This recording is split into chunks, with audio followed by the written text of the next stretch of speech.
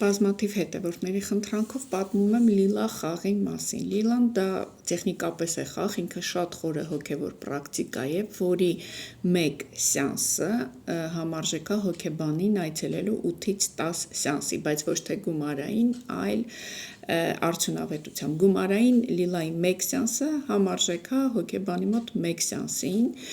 և ուրեմն այն խաղում են խմբային և անհատական, բայց ըստիս խմբայինը ավելի արդյունավետ է։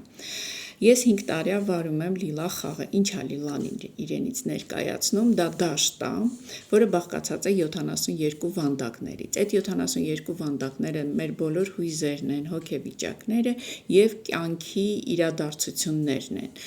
ուրեմն ամեն մարդ անհատապես ստանում է լիլայից դուրս գալուց հետո, երբ խաղում ավարտում է իր հարցերի պատասխանները, որովհետև քչերը գիտեն, որ մեր բոլոր հարցերի պատասխանները գտնվում են մեր ենթագիտակցության մեջ, իսկ լիլան օգնում է, որպեսզի մենք մեր ենթագիտակցությունից հանենք պատասխանները և ստանալով դրանք խաղի ընթացքում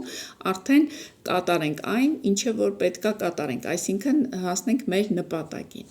Լիլան նաև ցույց է տալի յուրաքանչյուր խաղացողի թույլ կողմերը, որոնք խանգարում են մարդուն կյանքում հասնել հաջողության բոլոր ոլորտներում և այն ուժեղ կողմերն է նշում, որը որ մարդը պետք է օգտագործի, որպեսզի հենց հասնի այդ նպատակին։ Լիլան ստեղծվել է 3000 տարի առաջ, ասում են Հնդկաստանում, բայց այս վերջերս հայկական լեռնաշխարհում գտել են լիլայի ճիշտ նույն տարբերակը և ես մի հետևորդ ունեմ, որ ասում էր մենք պեղումների ժամանակ զառ էինք գտել յուրահատուկ, բայց չգիտեինք ինչ է, հիմա հասկացա, որ դա լիլայի զառն է և փաստորեն հնում խաղացել են մարդիկ, բայց նորից վերածնվել է այս խաղը 20-րդ դարի վերջերում, մի հնդիկ փիլիսոփայի ուրեմն օգնությամբ։ Հիմա ուրեմն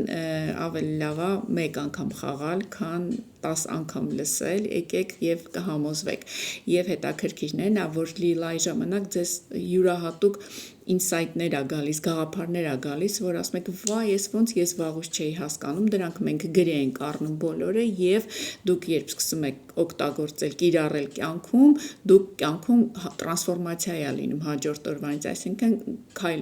կամաց քայլերով կամ արագ քայլերով հասնում եք ձեր նպատակին։ Խումբը նորից ձևավորվել է, բայց եթե ուզում եք խաղալ, ինձ անձնական գրեք, նորից խումբը կձևավորեմ կամ անհատական և կխաղանք, համեցեք, լավ օր ձեզ։